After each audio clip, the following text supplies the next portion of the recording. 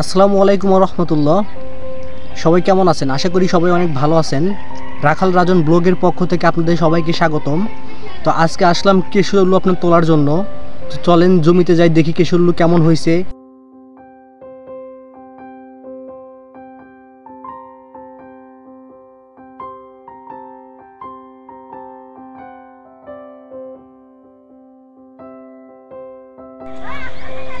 আলুর জমিতে আসলাম, তো দেখেন আলুর ফলন কীরকম হয়েছে।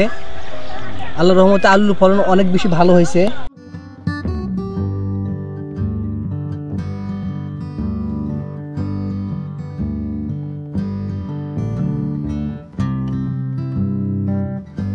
এই মিষ্টি আলুর বীজ রোপণ করার সময় হচ্ছে অক্টোবর মাসের প্রথম দিকে, আর এই আলুর হাইব্রিড জাতটা তোলার সময় হচ্ছে ডিসেম্বর মাসের মাঝামাঝি থেকে শেষের দিকে, আর এই আলুর আপনার দেশির জাতটা আপনার তোলার সময় হচ্ছে জানুয়ারির মাসের শেষের দিকে।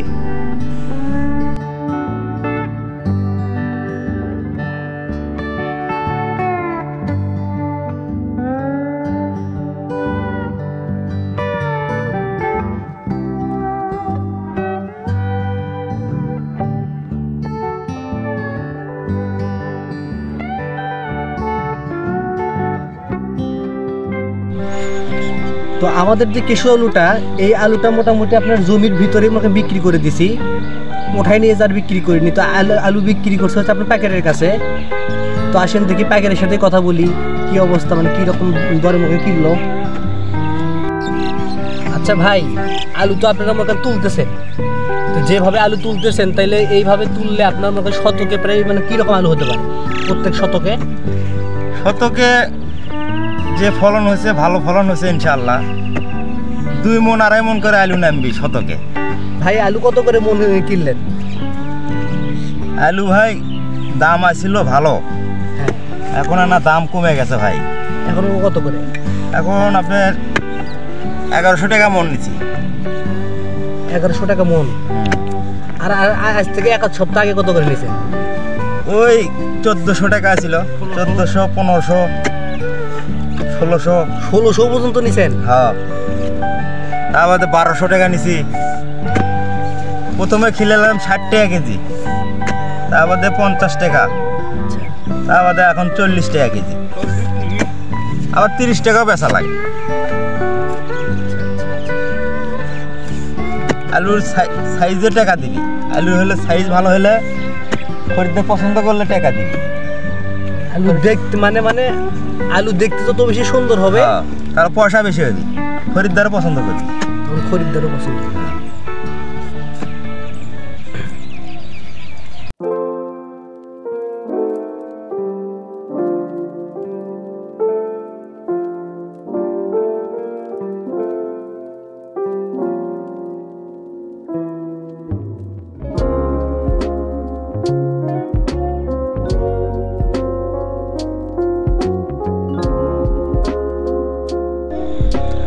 আপনারা সবাই আলুর জমি চাষ করে লাভ করবেন না লস করবেন, তার সব থেকে বেশি যেটা ডিমান্ড রাখে সেটা হচ্ছে আপনার আলুর বিচি। আলুর বিচি কিনতে যদি আপনি ভুল করে ফেলেন, এই আলুর বিচির ভিতরে খুব ভালো একটা 2 নাম্বারই আপনার করা যায়। এই 2 নাম্বারই করলে আপনার ক্ষমতাও নাই, সে যত বড় সিনিয়র মানে কৃষকই হোক না কেন, সে অবশ্যই মানে এটা আমাকে বুঝতেই পারবে না যে এর ভিতরে কোনো 2 নাম্বার আছে। সে জমিতে যখন আলুটা চাষ করবে, চাষ করার পরে সে মনে করেন রেজাল্ট পাবে। জমিতে আপনারা আমাদের আলুর জমিতে, যেই জমিতে আলু লাগাইছি সেই জমিতে আলুর গাছগুলো বড় বড় হয়েছে, এবং কি সেই জমিতে যে আপনারা ইয়েগুলো দেখতে পারলেন, আলুর বিচিগুলো দেখতে পারলেন, ওই আলুর বিচি আর এই আলুর বিচি যদি আমি এক জায়গা করে আপনাকে দিই, আপনি কি বুঝতে পারবেন যে আসলে আলুর বিচি আসলে কোনটা আসল কোনটা নকল? ওই আলুর থেকে যখন আপনার ওই আলু যখন বীজগুলো সংরক্ষণ করে যখন গাড়বেন, তখন ওই আলুর থেকে বের হবে কি জানেন? শুধু আলু শিপে হবে, ভিতর নিচে যা দেখবেন 1 ফোঁটা আলুও নাই কে।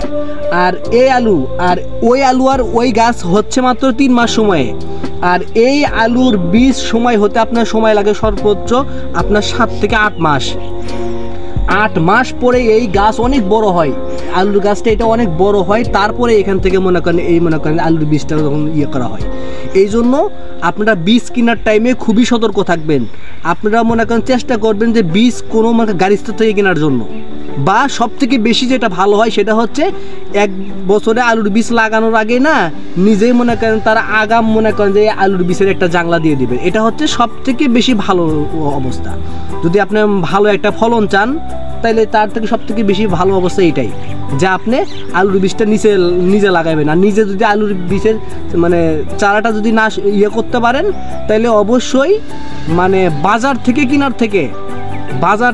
কেনার থেকে আমি মনে করি যে কোনো গাড়িস্থ মানুষের কাছ থেকে যদি আপনি আলুর বীজটা কিনেন এটা সব থেকে বেশি ভালো হবে। এই যে এইখানে যে আলুর গাছগুলো দেখতে পাচ্ছেন, তো এই আলুর গাছের থেকে যে বীজগুলো হয়েছে এইগুলোর থেকেই সাধারণত শুধু গাছ হবে, কিন্তু নিচে আপনার কোনো ফলন হবে না। ওই আলুর বয়স হচ্ছে আপনার 3 মাস, আর এটা আপনার গাড়া হয়েছে প্রায় 8 মাস আগে। ওইটার থেকে কোনো মনে করেন ফলন হবে না, শুধু আপনার গাছ হবে। আর এটা এই আলুর বীজ থেকে অবশ্যই আপনার মনে করেন ফলন একদম বাম্পার ফলন হবে, কারণ আপনার আলুর বীজটা অনেক মানে খুব ভালো মানের একটা বীজ পাইছে। আর ওটা হচ্ছে বীজ, তো ওটা বীজের কোনো কাতারই পারে না।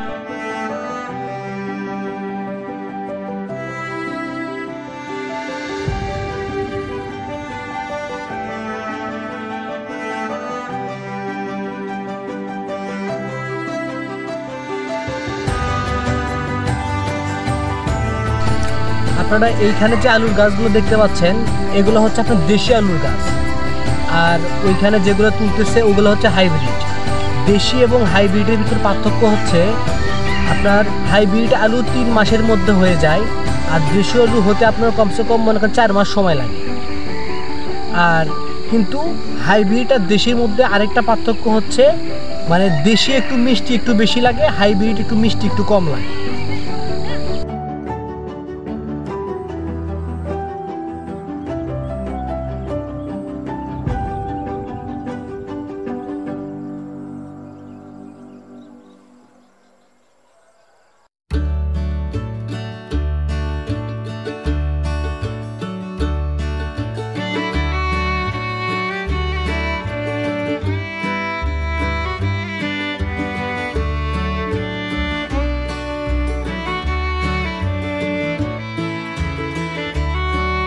জমি থেকে কিছু আলু নিলাম নদীতে ধুয়ে খাওয়ার জন্য।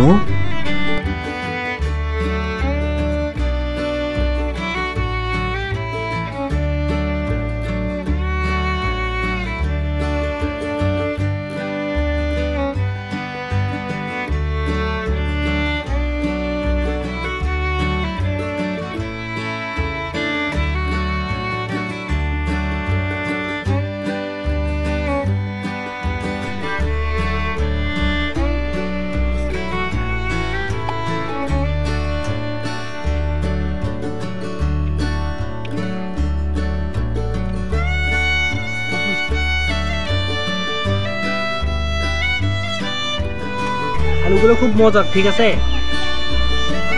আপনারা যারা খাইছেন তারা তো অবশ্যই জানেন, আর যারা খাননি তারা একবার ট্রাই করবেন।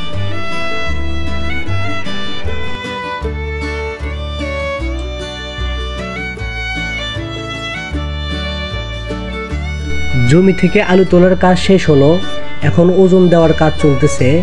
আমাদের এখানে 2 শতক জমি থেকে প্রায় আপনার 4 মণ আলু তোলা হয়েছে।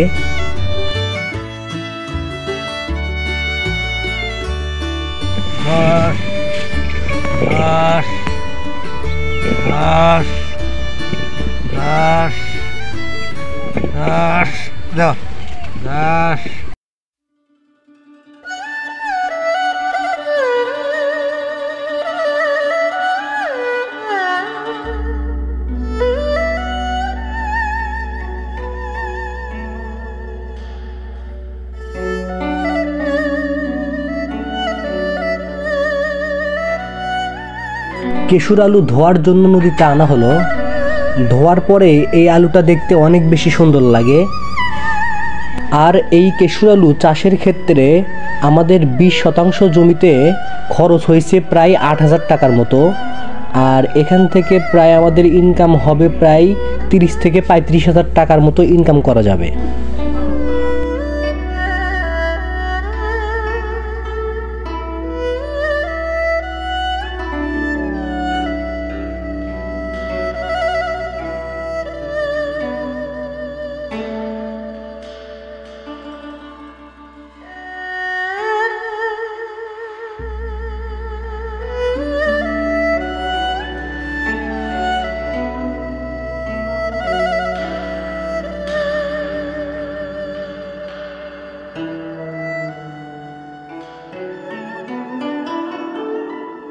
আপনারা যারা আমার ভিডিও দেখতেছেন, যদি আমার ভিডিও ভালো লেগে থাকে তাহলে অবশ্যই আমার ইউটিউব চ্যানেলটা অবশ্যই সাবস্ক্রাইব করবেন, আর আমার ফেসবুক পেজটা অবশ্যই ফলো করবেন, লাইক কমেন্ট শেয়ার করবেন। আবার দেখা হবে নতুন কোনো এক ভিডিওতে।